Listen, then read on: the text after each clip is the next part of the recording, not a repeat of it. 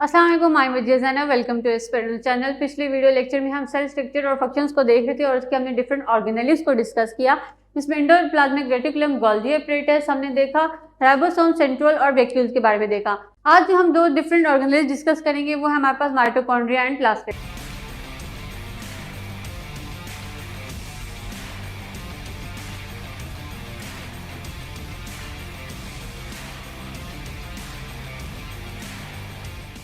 करते हैं माइटोकॉन्ड्रिया से पहले अगर हम देखें माइटोकॉन्ड्रिया को डिस्कवर किसने किया, इसको 1857 में एडवर्ड वॉन कोलकट ने डिस्कवर किया था।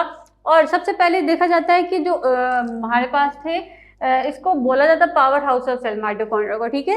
उसके बाद इसको बायोब्लास्ट भी बोला गया, जिसका मतलब क्या है, लाइफ जंप इन 1866। लेकिन माइटोकॉन्ड्रिया का जो नेम है माइटोकॉन्ड्रिया वो कॉइन किया था हमारे पास कॉल्ड बेंडा ने। उसके बाद अगर हम माइटोकॉन्ड्रिया के बारे में देखें तो ये हमारे पास डबल मेम्ब्रेन होती है, ठीक है। इसके पास दो मेम्ब्रेन है, एक outer membrane and inner membrane. और अगर हम ये इसका है माइटोकॉन्ड्रिया का स्ट्रक्चर अगर इसको हम लेबल करें तो ये हमारे पास बाहर वाली क्या है, आउटर मेम्ब्रेन।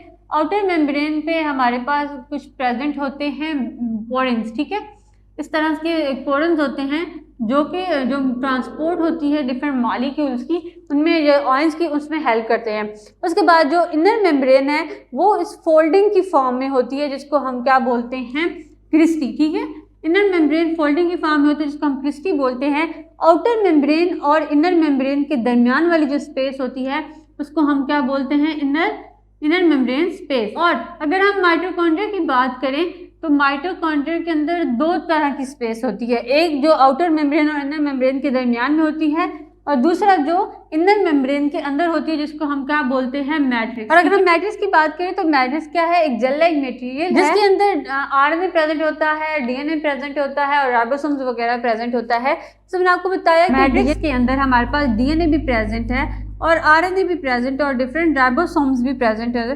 तो हमारे जो अगर इसके अंदर डीएनए प्रेजेंट है तो ये क्या हुई, सेल्फ रेप्लिकेटिंग। माइटोकॉन्ड्रिया और क्लोरोप्लास्ट ऐसी दो ऑर्गेनेल्स हैं जिसके अंदर डीएनए अपना प्रेजेंट होता है, तो यहाँ पे ये अपनी ही जो सेल्फ रेप्लिकेट खुद को ही कर रहे होते हैं, ठीक है। इनका नंबर खुद ब खुद इंक्रीज होता रहता है। ये अपनी ही जिनको प्रोटीन जो जरूरत होती है उनकी सिंथेसिस ये माइटोकॉन्ड्रिया खुद कर लेता है। उसके बाद यहाँ पे राइबोसोम्स प्रेजेंट है, तो यहाँ पे जो प्रोटीन सिंथेसिस हो रही है वो जो सारी इंफॉर्मेशन उसको चाहिए होती है वो अपने डीएनए से ले रहा होता है। तो अब देखते हैं कि माइटोकॉन्ड्रिया जो होता है, माइटोकॉन्ड्रिया जो सेल में प्रेजेंट होगा उनका नंबर वेरी करता रहता है। अब डिपेंड करता है नेचर ऑफ द सेल कि कौन सा नेचर है किसी सेल की और उसमें कितने माइटोकॉन्ड्रिया की जरूरत है। अगर कोई सेल एक्टिव है तो वहाँ पे माइटोकॉन्ड्रिया का नंबर ज़्यादा होगा, क्योंकि वहाँ पे जो एटीपी की सिंथेसिस है उसको जो एनर्जी है वो ज़्यादा चाहिए। और अगर कोई सेल लेस एक्टिव है तो वहाँ पे माइटोकॉन्ड्रिया का नंबर कम होगा। अब एटीपी सिंथेसिस क्या है कि माइटोकॉन्ड्रिया को पावर हाउस ऑफ सेल बोला जाता है, वो इस वजह से क्योंकि यहाँ पे क्या हो रही है, एटीपी की सिंथेसिस हो रही होती है। इसकी वजह से एटीपी क्या है, energy currency of the cell.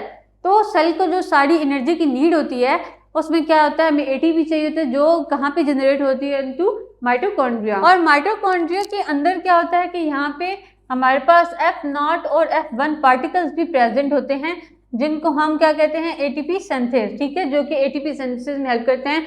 और डिफरेंट कंपाउंड्स प्रेजेंट होते हैं जो कि इलेक्ट्रॉन कैरियर्स की तरह एक्ट करते हैं for the electrons transport chain. और माइटोकॉन्ड्रिया के अंदर जो मेन फंक्शन होता है वो कौन सा होता है, सेलुलर रेस्पिरेशन। और सेलुलर रेस्पिरेशन में जो भी चीजें चाहिए होती हैं वो डीएनए क्या कर रहा होता है, खुद सिंथेसाइज कर रहा होता है। अब डीएनए क्योंकि अपना इसका डीएनए ये खुद रेप्लिकेट कर रहा होता है तो इसका नंबर बहुत ज़्यादा होता है, डुप्लीकेट कर जाता है। उसके नंबर को इक्वल करने के लिए या उसके नंबर को कंट्रोल में रखने के लिए हमारे पास एक ऑर्गेनेली होती है लाइसोसोम, जो इसका क्या करती है, एक्स्ट्रा माइटोकॉन्ड्रिया को डिग्रेड करती रहती है। और अगर हम देखें माइटोकॉन्ड्रिया का जो माइटोकॉन्ड्रिया का ट्रांसफर होता है ड्यूरिंग सेल फर्टिलाइजेशन वो कहाँ से आ रहा है, मदर से, क्योंकि जो ओवा होता है उसके अंदर माइटोकॉन्ड्रिया प्रेजेंट होता है लेकिन जो स्पर्म हेड होता है उसके अंदर माइटोकॉन्ड्रिया प्रेजेंट नहीं होता। तो जब भी सेल फर्टिलाइजेशन होती है और एग बनता है वहाँ से जो माइटोकॉन्ड्रिया होता है उसके अंदर वो कहाँ से आ रहा होता है, फ्रॉम दी मदर। और माइटोकॉन्ड्रिया के बारे में एक इंटरेस्टिंग फैक्ट यह है कि माइटोकॉन्ड्रिया के अंदर क्योंकि अपना ही डीएनए होता है तो अगर हम इस सेल से इसे निकाल दें तो सेल के बाहर भी ये क्या करता है, सर्वाइव कर लेता है। इसकी जो सेल से बाहर सर्वाइव करने की वजह है तो इसके जो एवोल्यूशनिस्ट हैं वो कहते हैं कि जो डीएनए जो हमारे पास माइटोकॉन्ड्रिया है वो क्या है, एक इंडिपेंडेंट ऑर्गेनेली थी। शुरू में क्या हुआ होगा कि किसी यूकैरियोटिक सेल ने इस ऑर्गेनेली को इनगल्फ कर लिया और ये ऑर्गेनेली और होस्ट सेल आपस में क्या कहे, म्यूचुअल रिलेशनशिप में रहे और इस वजह से ये जो माइटोकॉन्ड्रिया है ये अपना डीएनए, इसके अंदर अपना डीएनए है, ये अपना जेनेटिक मटेरियल है, ये खुद को ही रेप्लिकेट कर सकती है। तो ये राइज देती है इंडो सिम्बियोटिक थ्योरी, जिसमें हम क्या कहते हैं कि शुरू में माइटोकॉन्ड्रिया जो थे उनको इनगल्फ किया किसी यूकैरियोटिक सेल ने, और फिर वो म्यूचुअल रिलेशनशिप में रहे, और वहाँ पे फिर क्या हुआ कि उन्होंने इसकी मदद से उस सेल ने अपना जो एनर्जी की जो रिक्वायरमेंट थी वो सारी पूरी की। आगे हम देखते हैं प्लास्टिड्स के बारे में। तो प्लास्टिड ऐसी ऑर्गेनेलिया हैं जो कि प्लांट सेल्स में प्रेजेंट होती हैं और कुछ एल्गल सेल्स में वहाँ पे प्रेजेंट होती हैं, और ये नेसेसरी होती है for the process of the food synthesis या फिर फूड स्टोरेज में। अगर हम प्लास्टिड्स की बात करें तो ये डिपेंड करता है इनकी डेवलपमेंट की स्टेज कौन सी है या इनका एक्सपोजर क्या है और डिफरेंट पिगमेंट्स कौन से प्रोड्यूस कर रहे हैं, उसके लिहाज से इसकी डिफरेंट टाइप्स हैं। पहले हमारे पास क्या है प्रोप्लास्टिड। प्रोप्लास्टिड देखें तो ये हमारे पास यंग, इमेच्योर और डेवलपिंग प्लास्टिड्स होते हैं। तो यहाँ पे अभी इनकी पूरी डेवलपमेंट नहीं हुई थी, ठीक है। डिफरेंट डिपेंड करता है कि किस सेल में ये आगे ट्रांसपोर्ट हुए या फंक्शन कौन सा परफॉर्म करना है। फिर प्रोप्लास्टिड्स को अगर हम दो में डिवाइड करते हैं, उसमें हमारे पास क्या है, पहला ल्यूकोप्लास्ट और दूसरा क्या है क्लोरोप्लास्ट। ल्यूकोप्लास्ट वो वाले ल्यूकोप्लास्टिड्स होते हैं जो कि क्या होते हैं कलरलेस होते हैं, लेकिन यहाँ पे फूड स्टोर होता है।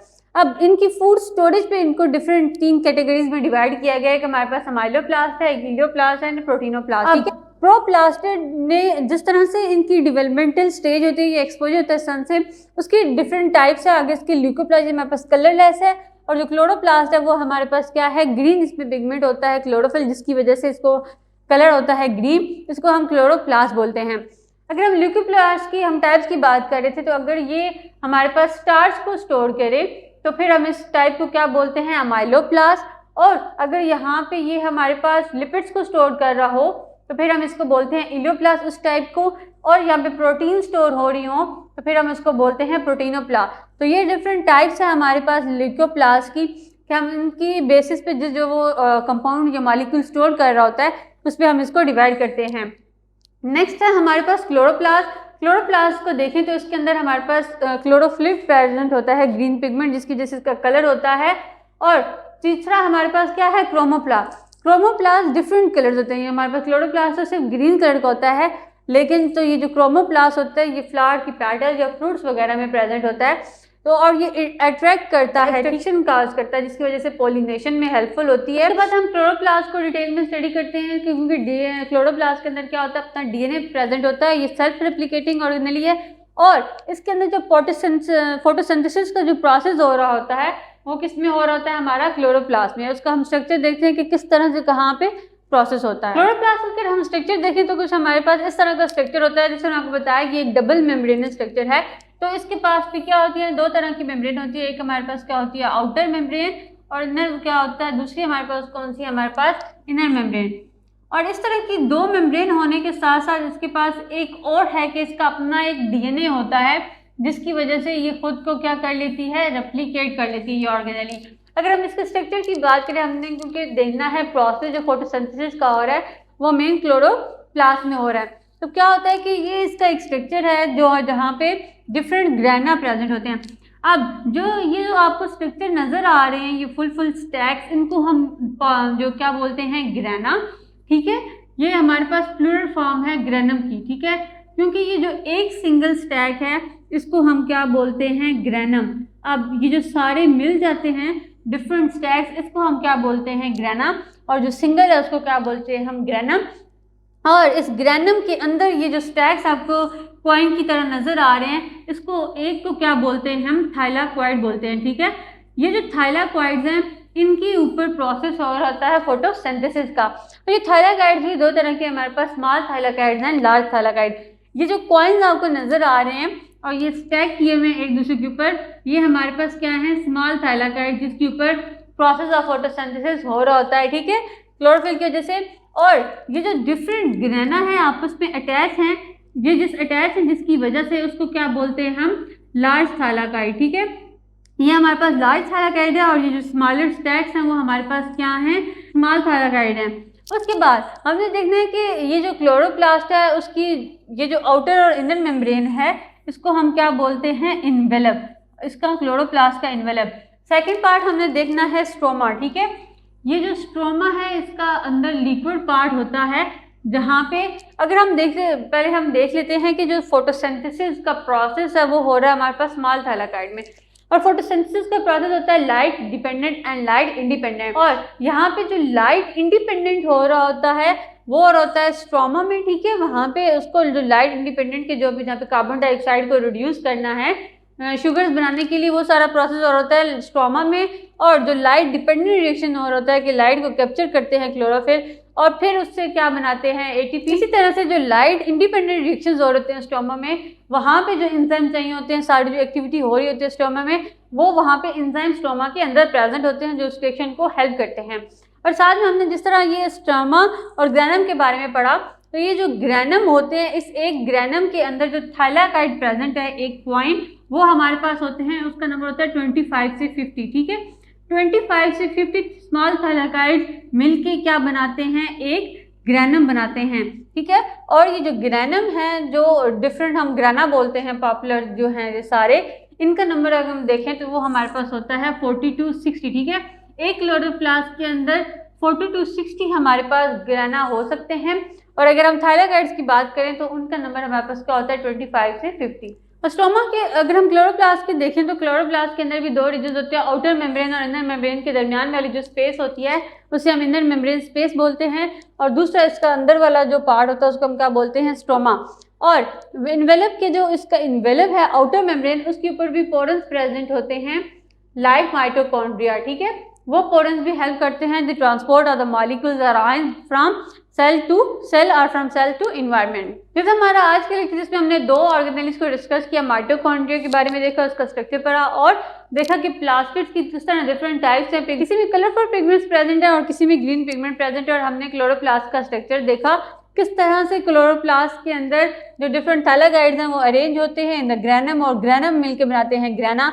और यहाँ पे फोटोसिंथेसिस का प्रोसेस हो रहा होता है। और यहाँ पे फोटोसिंथेसिस के जो दो फेजेस हैं हमारे पास, लाइट इंडिपेंडेंट और लाइट डिपेंडेंट, वो दोनों हो रहते हैं। लाइट इंडिपेंडेंट रिएक्शंस हो रहते हैं स्टोमा के अंदर और जो लाइट डिपेंडेंट रिएक्शंस होते हैं वो कहाँ पे हो रहे हैं, ग्राना के ऊपर। आप हमें फेसबुक के पेज पे फॉलो भी कर सकते हैं और व्हाट्सएप का ग्रुप भी ज्वाइन कर सकते हैं जिसका नंबर आपको डिस्क्रिप्शन बॉक्स में मिल जाएगा।